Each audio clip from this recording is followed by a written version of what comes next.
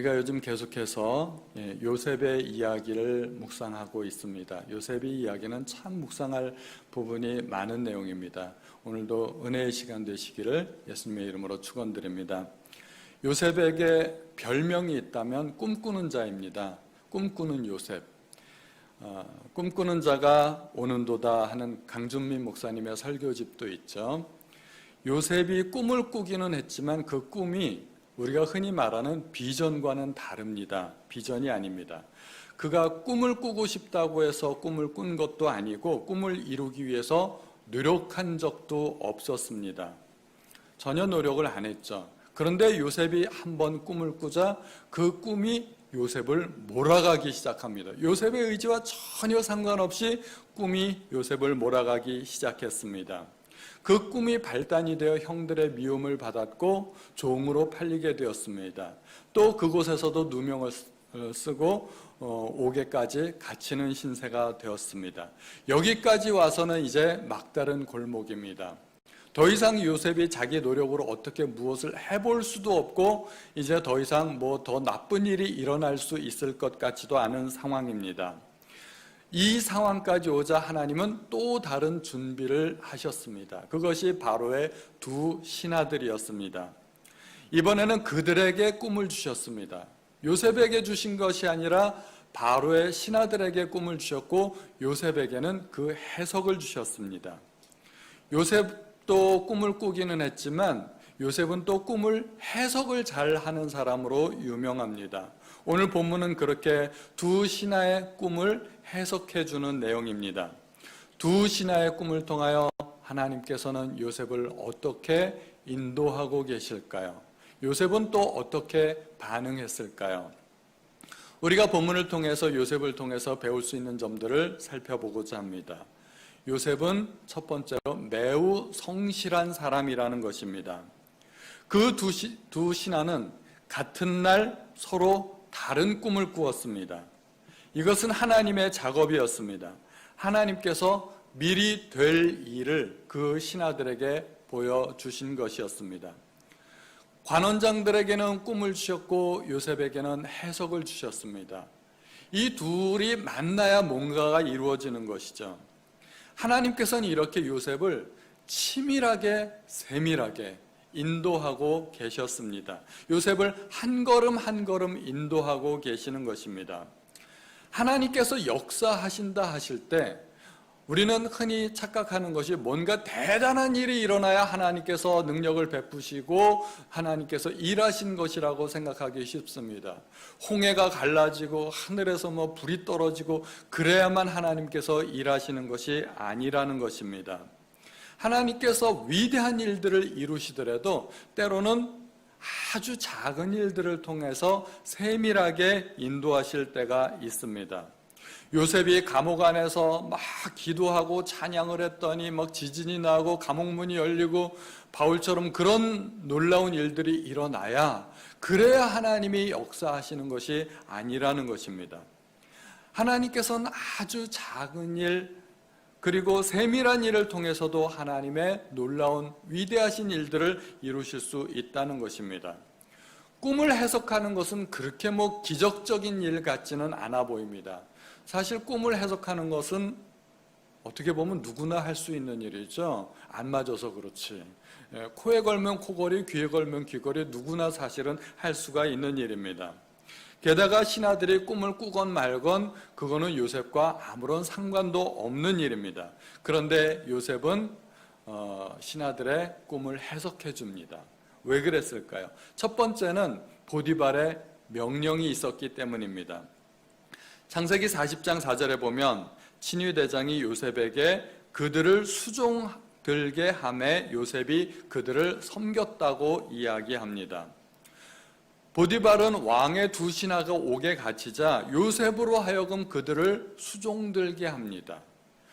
요셉으로 하여금 그들을 돕게 만들었다는 말입니다. 그들에게 필요한 모든 것들은 요셉을 통하여서 이루어지도록 했습니다. 그러므로 요셉은 무슨 일이든지 그들에게 필요한 일이 있었다면 닥치는 대로 다 해야만 했다는 것입니다. 보디발은 요셉을 옥에 가둔 사람입니다. 정황도 살펴보지 않고 아내의 말만 듣고 어떤 증거도 없이, 정확한 증거 없이 요셉을 옥에 가두었습니다. 요셉이 얼마나 억울하고 원통했겠습니까? 그런데 옥에 갇혀서도 보디발 주인의 명을 성실하게 이행하고 있었다는 것입니다. 요셉은 자기의 상황에 상관없이 주어진 상황에 최선을 다하는 사람이었습니다. 작은 일에 충성된 사람이 큰 일에도 충성된 법입니다. 작은 일에 충성하지 않는 사람이 큰 일을 잘 해낼 리가 없다는 것입니다. 요셉은 종일 때도, 그리고 감옥에 갇혀서도 여전히 자기의 맡은 바 직분에 최선을 다하는 충성스러운 사람이었습니다. 우리는 우리가 맡은 그 작은 일을 통해서 하나님께서 이끌어 주시고 큰 일을 이루신다는 사실을 반드시 알아야 됩니다. 게다가 요셉은 어느 날 갑자기 아침에 보니까 두 신하의 얼굴에 근심의 빛이 있는 것을 발견합니다. 그것을 보고 대뜸 질문을 하는 거죠. 무슨 일이 있습니까? 이것은 요셉의 성품입니다. 그 친위대장의 명령과 상관없이 자기와 함께 있는 사람들이 근심하고 있는 것을 보고 도와주고 싶었다는 것입니다.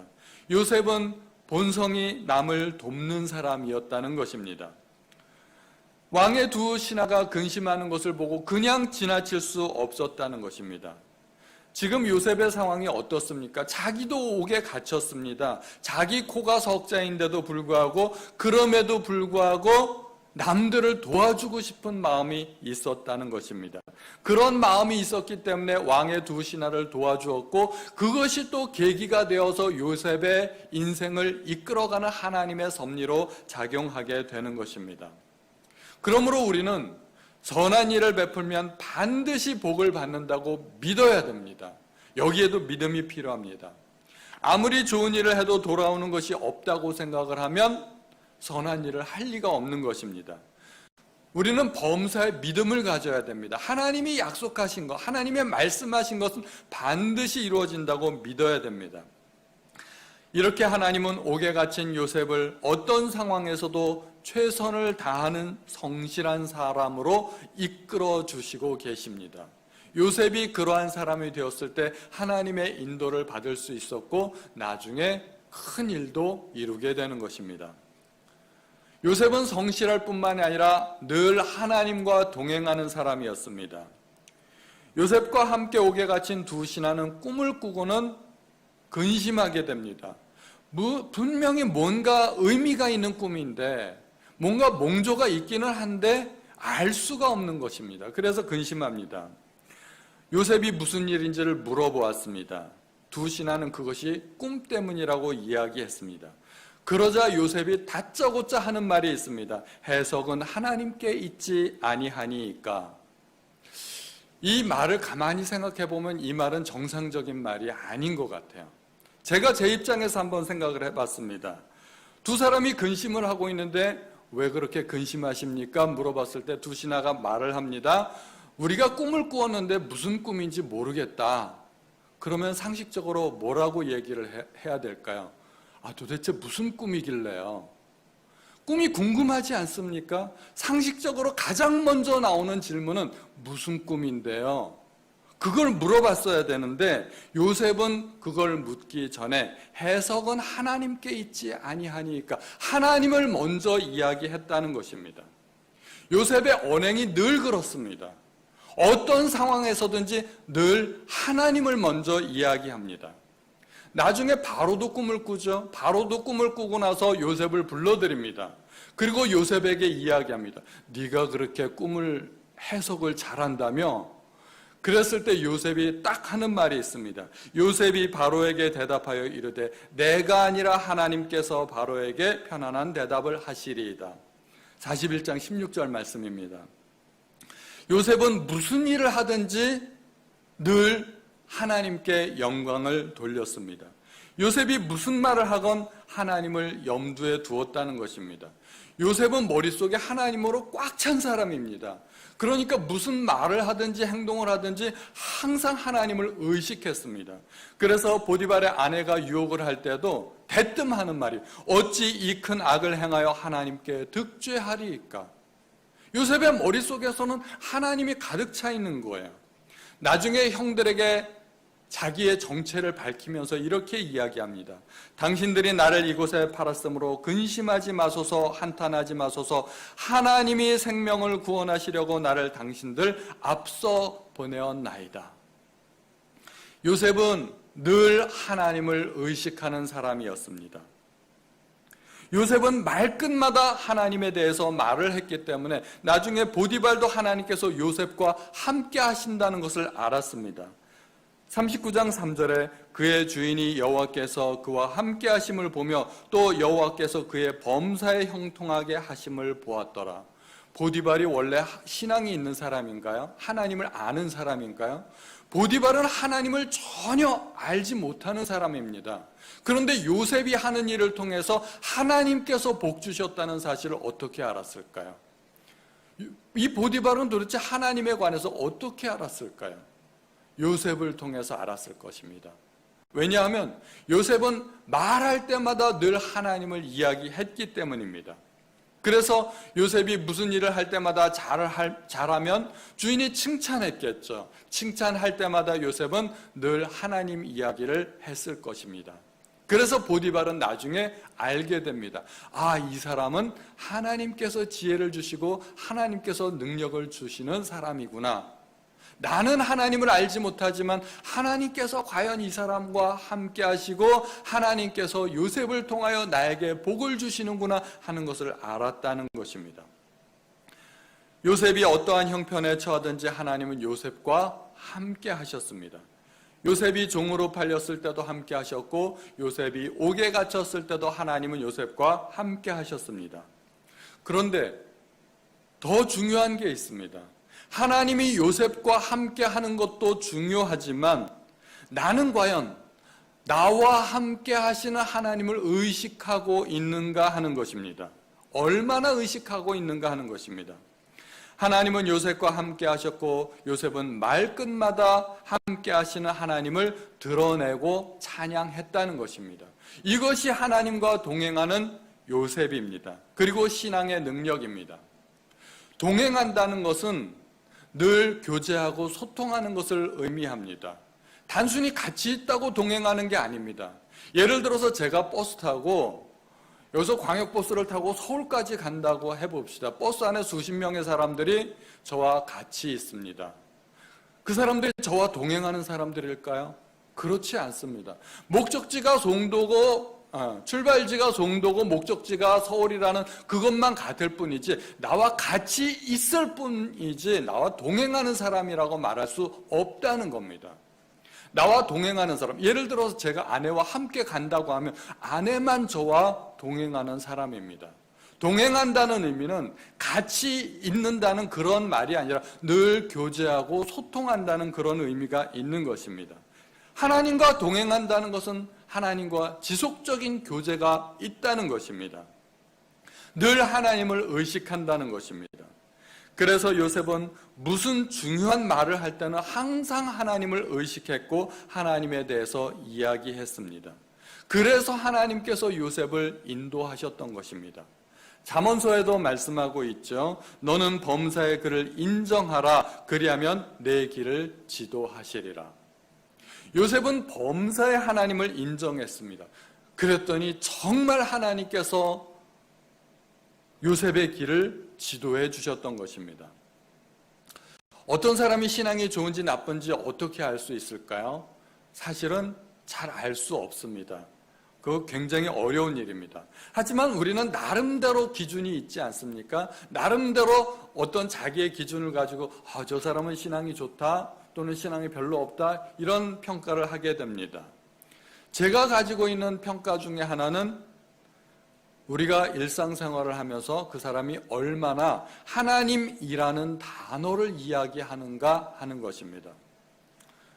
우리가 누군가 대화하면서 일주일 동안 살아가면서 단 한 번도 하나님이라는 말을 꺼낸 적이 없다는 것은 그건 머릿속에 하나님이 없기 때문에 그래요. 그러니까 환경의 지배를 받고 내 기분의 지배를 받고 또 때로는 죄의 유혹도 받고 죄도 짓게 되는 것입니다. 머릿속에 하나님이 가득한 사람은 하나님을 말하지 않을 수 없다는 것입니다. 누군가 대화하면서 수시로 하나님 이야기를 꺼내고 하나님이 그렇게 이야기하는 사람은 신앙이 안 좋을 수가 없는 겁니다. 왜냐하면 머릿속에 하나님이 가득 찼기 때문에. 우리 성도님들 한번 생각해 보시죠. 나는 일주일 동안에 하나님이라는 단어를 내 입 밖으로 몇 번이나 꺼내는가? 내가 다른 사람에게 하나님이라는 말을 꼭 전도가 아니더라도 하나님이라는 그 말을 몇 번이나 언급하는가? 만약에 한 번도 언급하신 적이 없다면 이제부터 한번 노력해 보시면 됩니다. 이제부터 나는 말할 때마다 하나님을 이야기해야 되겠다. 그렇게 한번 생각해 보시면 됩니다. 하나님이 없으니까, 입력된 게 없으니까 출력이 안 되는 겁니다. 뭐든지 뭔가가 출력이 되려면 반드시 입력이 먼저 돼야 되는데 하나님이 입력되어 있으면 하나님이 나올 것이고 세상 것들이 입력되어 있으면 세상 것들이 나올 수밖에 없다는 것입니다. 그래서 어떤 사람이 말하는 것을 보면 그 사람이 어떤 사람인지를 알게 됩니다. 신앙 수준도 알게 되고요. 그래서 우리는 가급적이면 말할 때 하나님이 하셨다고 그렇게 말씀하시는 성도님들 되시기를 바랍니다. 요셉이 죄를 지을 수 없었던 이유가 뭘까요? 머릿속에 하나님으로 꽉 차 있기 때문에 도저히 죄를 지을 수가 없었던 것입니다. 또 우리가 요셉에게서 배울 수 있는 훌륭한 점 세 번째, 이것은 요셉이 하나님의 섭리를 깨달았다는 것입니다. 두 관원장은 요셉의 그 꿈 해석대로 그대로 되었습니다. 그런데 이 일로 말미암아 요셉은 선한 일을 했는데 이 선한 일로 말미암아 요셉이 받을 수 있었던 보상은 무엇일까요? 술 맡은 관원장이 요셉의 억울한 사정을 바로에게 아뢰어서 바로가 요셉을 풀어주는 것, 그것이 요셉이 받을 수 있는 최대의 보상이었을 것입니다. 요셉도 사실은 그것을 기대했습니다. 그래서 우리가 한번 가정을 해보죠. 만약에 이 술 맡은 관원장이 바로에게 요셉의 사정을 탄원해가지고 요셉의 무죄가 밝혀지고 요셉이 감옥에서 풀려나게 되었다면 어떻게 되었을까요? 요셉이 다시 예전 생활로 돌아갔을까요? 저는 그렇게 됐을 거라고는 생각하지 않아요. 요셉과 그리고 신위대장 그 보디발, 그리고 보디발의 아내, 이 세 사람은 상당히 껄끄러운 관계입니다. 뭔가 좀 관계가 좋지가 않죠. 요셉이 예전과 같이 이 보디발의 밑에서 종노릇하면서 여주인의 시중을 들면서 그렇게 살아갈 수 있을 것 같지 않습니다. 아마 감옥에서도 풀려나겠지만 종의 신분으로부터도 자유롭게 될 가능성이 매우 많습니다. 그것은 요셉이 기대했던 바고 그것이 실제로 이루어지는 것입니다. 요셉이 자유의 몸이 된다면 요셉은 어딜 가나 성실한 사람이기 때문에 다른 사람들의 인정을 받고 요셉이 무엇을 하건 간에 나름대로 성공한 삶을 살 수 있을 것입니다. 감옥에서 풀려나고 보디발과도 헤어지고 어디에선가 성공한 나름대로의 삶을 그렇게 살 수 있었을 것입니다. 그것이 요셉에게 일어날 수 있는 일입니다. 그러나 요셉에게 절대로 일어날 수 없는 일이 한 가지 있습니다. 그것은 2년 뒤에 바로가 꿈을 꾸었을 때 만약에 술 맡은 관원장이 그 꿈을 해석을 잘하는 요셉이란 사람이 있습니다 그랬을 때 요셉을 어디서 찾을 수 있을까요? 요셉을 찾을 수가 없을 겁니다. 요셉은 어디론가 사라지고 없는 겁니다. 그래서 요셉이 2년을 더 감옥에 있었던 이유는 하나님께서 요셉이 도망가지 못하게 붙들어 놓는 겁니다. 그래야 바로가 꿈을 꾸고 그 꿈을 해몽하기 위해서 요셉이 바로 앞에 불려나갈 수 있는 것입니다. 그렇게 되어야만 하나님의 계획대로 차질 없이 이루어지는 것입니다. 여기에서 우리는 인생의 묘미를 발견하게 됩니다. 요셉은 뜻대로 되었나요? 뜻대로 안 되었습니다. 그런데 뭐가 이루어졌나요? 하나님의 계획대로 이루어졌습니다. 내가 원하는 일이 이루어지면 하나님의 일이 이루어지지 않는다는 겁니다. 반대로 내가 원하는 대로 되지 않아야 하나님의 일이 이루어지고 하나님의 계획대로 된다는 것입니다. 나에게 누구의 일이 이루어지는 것이 더 유익할까요? 내 뜻대로 되는 것이 더 유익할까요? 하나님 뜻대로 되는 것이 나에게 더 유익할까요?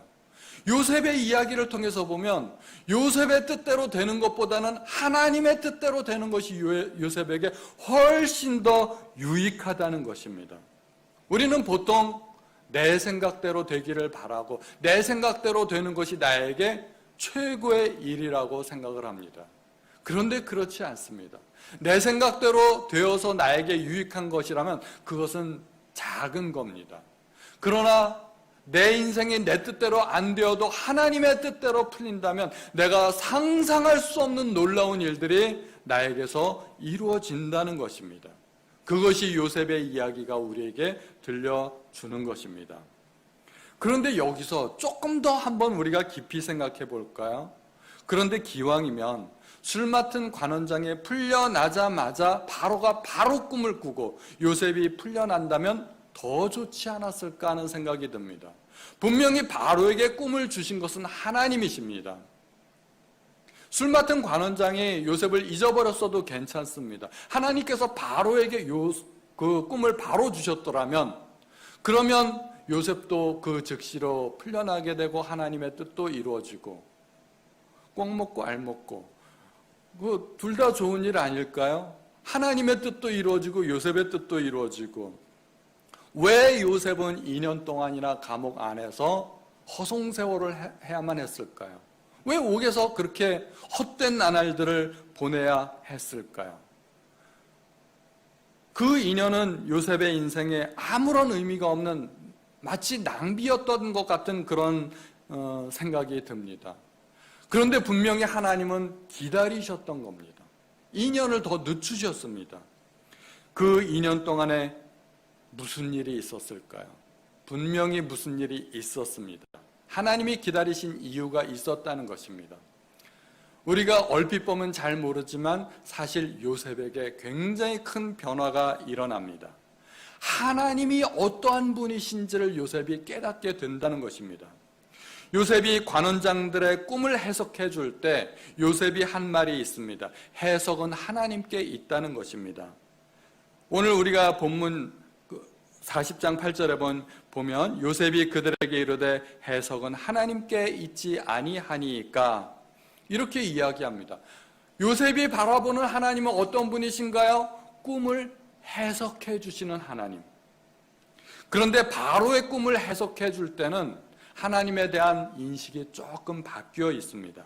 바로가 2번의 꿈을 꿉니다.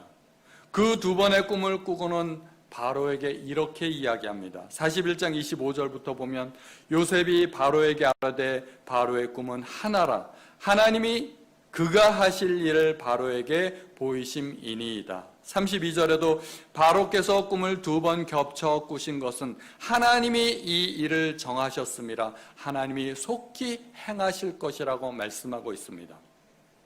이제 하나님은 꿈을 해석해 주시는 분이 아니라 하나님이 직접 하실 일을 바로에게 보여주셨다는 것입니다. 요셉의 생각이 바뀐 겁니다. 하나님은 꿈을 해석해 주시는 분이 아니라 꿈을 주시고 그 꿈을 이끌어 가시고 이루어 주시는 하나님이시라는 것입니다. 좀 더 적극적으로 하나님께서 일하시는 하나님이라는 것을 요셉이 알게 되는 것입니다. 요셉이 이것을 깨닫는데 2년이 걸린 것입니다.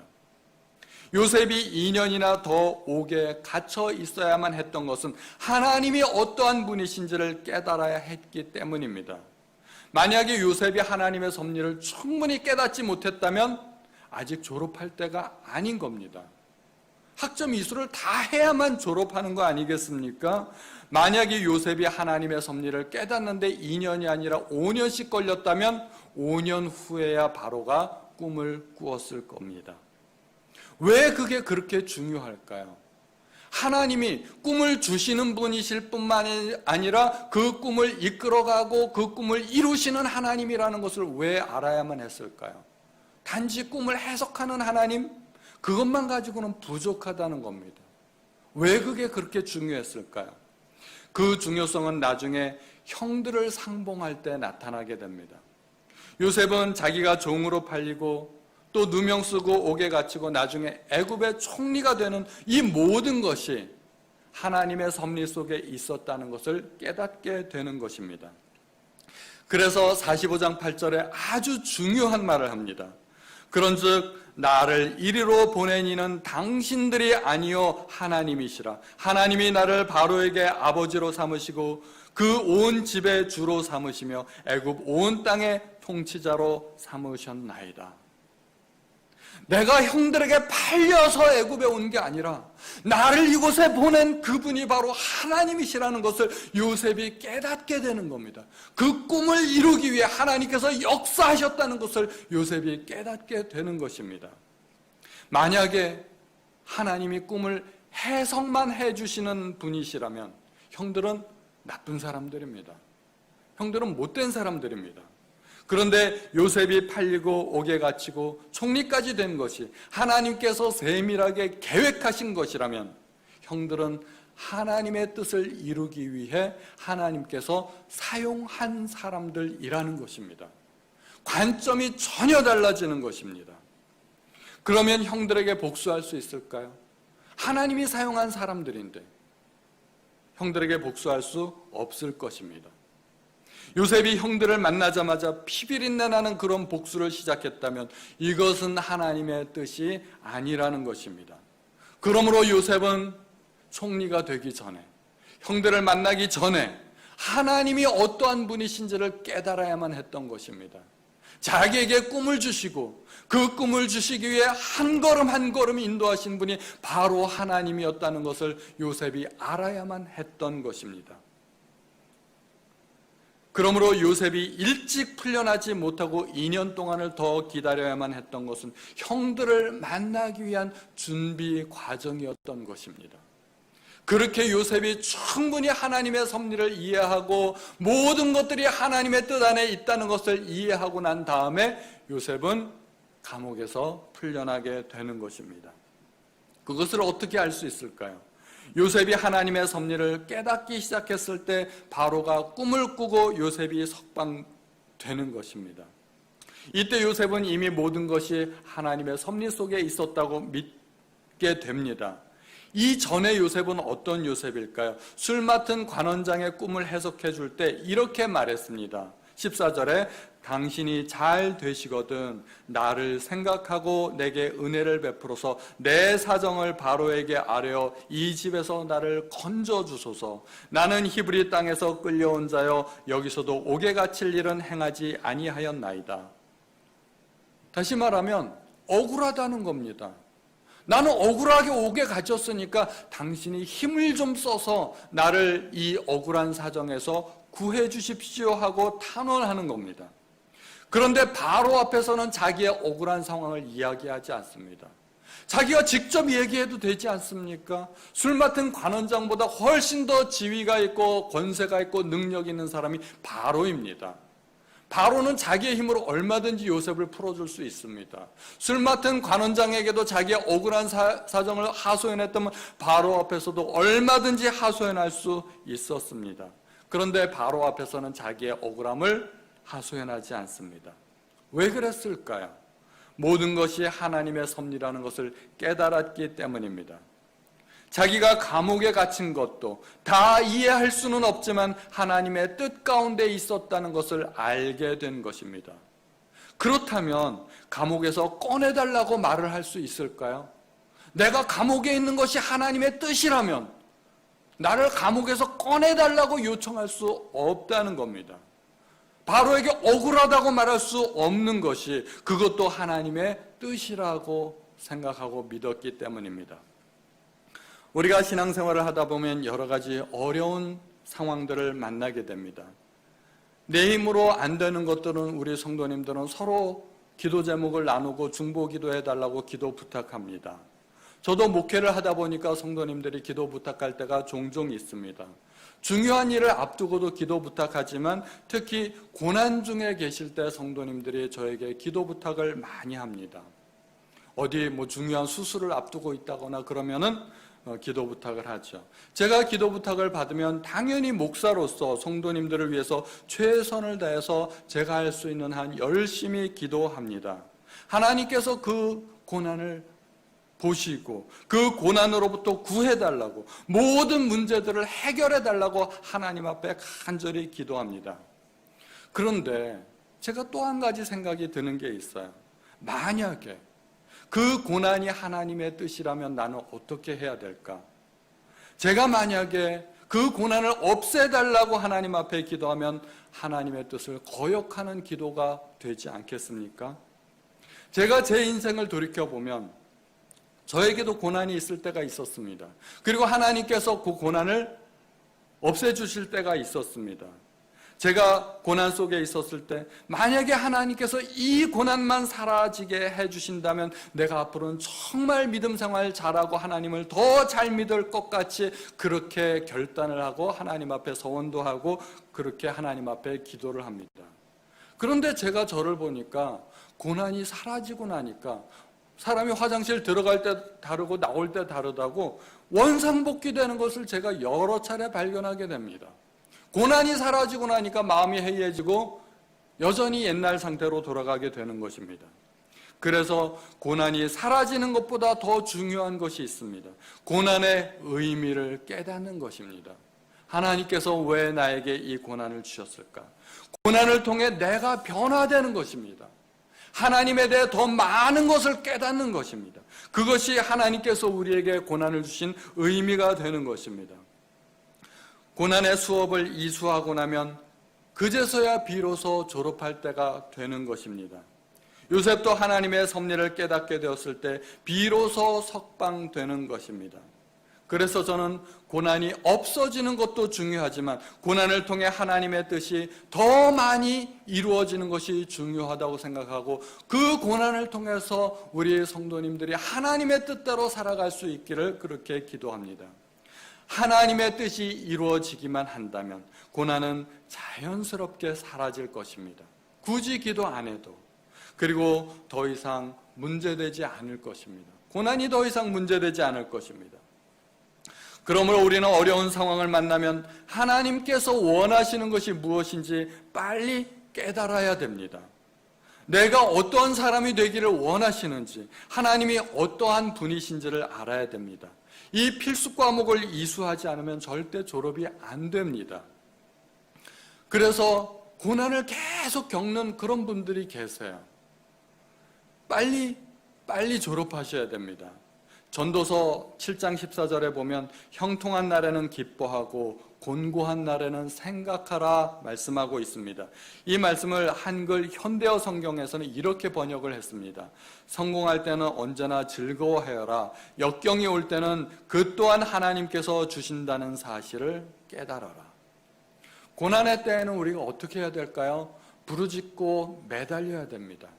부르짖고 매달려야 되지만 그와 더불어 한 가지 우리가 해야 될 중요한 사실이 있는데 생각해야 된다는 것입니다. 깨달아야 된다는 것입니다. 하나님께서 그 역경을 주셨는데 그 역경을 나에게 왜 주셨을까를 깨달아야 된다는 것입니다. 역경을 벗어나는 것만이 능사가 아닙니다. 하나님은 왜 그런 역경을 주셨는지를 알아야 됩니다. 그리고 내가 바뀌어야 됩니다. 내가 바뀌어야 고난이 사라집니다. 우리는 지금 얼마나 많은 고난을 겪고 있습니까? 우리가 생전에 겪어보지 못한 일들을 지금 우리는 겪고 있습니다. 이 환경의 문제, 경제의 문제, 그리고 자녀들 학업의 문제, 우리는 우리의 조상들도 겪어보지 못한 그러한 이 고난을 지금 우리 세대에 겪고 있습니다. 이 고난 속에서 단지 이 고난이 사라지기만을 기도할 것이 아니라 이 고난 속에서 나는 어떠한 삶의 태도를 가져야 될 것인가? 하나님은 과연 나에게 무엇을 원하시는가? 이것을 먼저 깨달으시는 성도님들 되시기 바랍니다. 그러면 하나님께서 모든 환경 가운데 우리에게 필요한 선한 길로 인도해 주실 줄로 믿습니다.